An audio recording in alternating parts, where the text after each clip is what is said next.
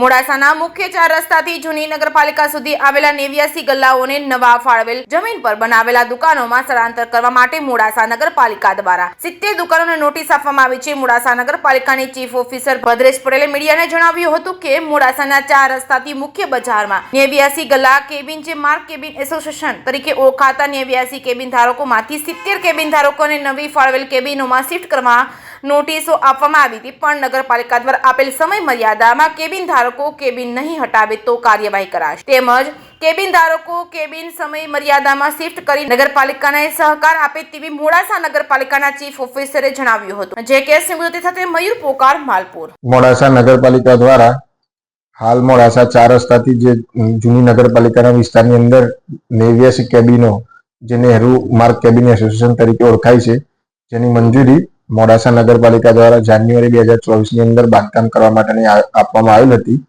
જે મંજૂરીની સમય મર્યાદા આગામી 2025 ની જાન્યુઆરી માસની અંદર પૂર્ણ થવા જઈ રહેલ છે। તેના અનુસંધાને નગરપાલિકા દ્વારા જુદા જુદા 70 કેબિન ધારકોને નોટિસ આપી તેમને જે જગ્યા ફાળવી નવા કેબિન બનાવવા માટે મંજૂરી આપવામાં આવેલી તે જગ્યાએ શિફ્ટ થવા માટે નોટિસ આપવામાં આવેલ છે। મોડાસા નગરપાલિકા દ્વારા આગામી સમયની અંદર આ કેબિન ધારકો પોતાની જે નવી જગ્યા ફાળવવામાં આવી છે તે જગ્યાએ શિફ્ટ થશે, જેને ધ્યાને લઈ નગરપાલિકા દ્વારા તે દબાણો દૂર કરી કેબિનો દૂર કરી રોડનું વાઇડનિંગ કરી વચ્ચે નગરપાલિકાના ચૂંટાયેલા પ્રતિનિધિઓ દ્વારા આગામી સમયમાં વચ્ચેના ભાગની અંદર ડિવાઈડર તથા સ્ટ્રીટ લાઇટના પોલનું આયોજન કરવામાં આવેલ છે, જેથી કરીને શહેરના નગરજનોને ટ્રાફિક મુક્ત રસ્તો મળી શકે અને જે કેબિન ધારકો છે તે પોતાની નવી જગ્યામાં સારી રીતે પોતાના ધંધાના રોજગાર કરી શકે તેના માટે નગરપાલિકા કાર્યવાહી કરી રહી છે।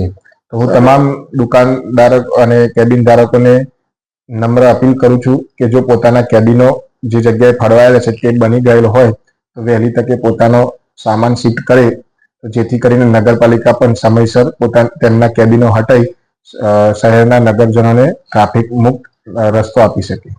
સર, જે દુકાનદારો છે તેમનું કહેવું છે કે આ જે સુવિધાઓ છે પૂરી નથી, લાઇટ નથી, રોડ નથી, તો શું કહેવું છે માટે? એ લોકોને મંજૂરી આપે 2024 જાન્યુઆરી માસમાં આપવામાં આવી હતી, જે અંદાજિત આજે 9 થી 10 મહિના જેટલો સમય થઈ ગયેલ છે। તે તમામ 89 કેબિનોની બાંધકામ પોતાની રીતે કેબિન ધારકો દ્વારા કરવામાં આવી રહેલ છે।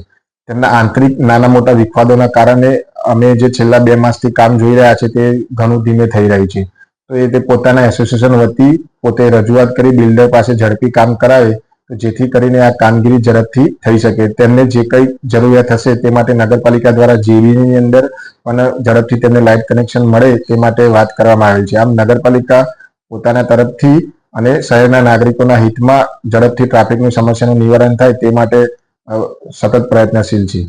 સર, નગરપાલિકા દ્વારા જે સમય મર્યાદા જે ગલ્લા જે ખાલી કરવાની વાત કરી છે, એ સમય મર્યાદામાં ખાલી નહીં કરે તો શું કાર્યવાહી કરવામાં? તેમને નગરપાલિકા હાર્શ એક્શન લેશે, જરૂર પડશે તો 100%, પરંતુ જો સમજાવટથી તે પોતાની જગ્યાએ શિફ્ટ થઈ જશે તો સારું, નહીં તો નગરપાલિકા નિયમ અનુસાર જે પણ કંઈ કાર્યવાહી કરવાની થશે તે કરવા માટે કટિબદ્ધ છે।